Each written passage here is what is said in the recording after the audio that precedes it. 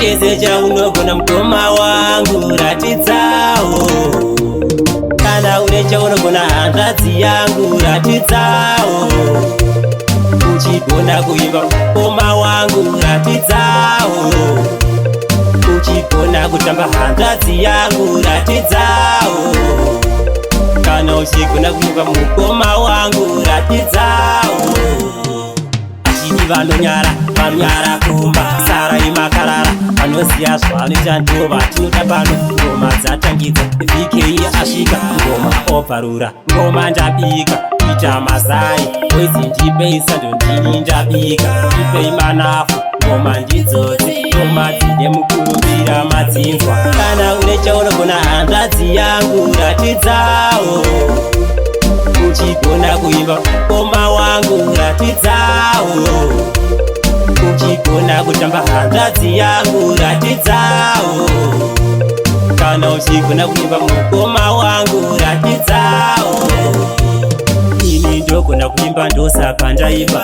Iwo uchigona kutamba ramba uchitamba, ramba uchisheka-sheka, ramba uchisheka-sheka. Ini ndichiimba so ana sekuru muridzi ana mbuya mhuru. Ini ndichirova ngoma vese vachijaivha. Apa ndinge ndasvika vese vanovhiringika. Ini ndabika ngoma aiwa makeke. Kana une chaunogona hanzvadzi yangu ratidzawo. Uchigona kuimba mukoma wangu ratidzawo. Uchigona kutamba hanzvadzi yangu ratidzawo. Kana uchigona kuimba mukoma wangu ratidzawo. Achiti vanonyara kumba sara imakarara vanoziya zvavanoita ndova tinoda pano. Ngoma dzatangidza VK asvika ngoma obvarura ngoma ndabika ita mazai wezi ndipei sando ndini ndabika ndipei manafu ngoma ndidzodzi ngoma dzine mukurumbira madzinzwa. Kana une chaunogona hanzvadzi yangu ratidzawo.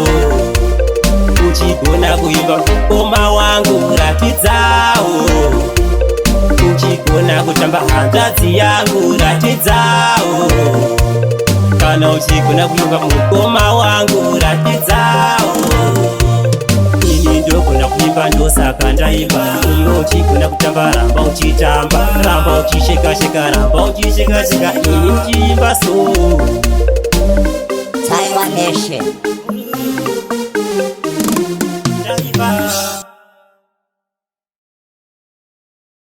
aiwa makeke.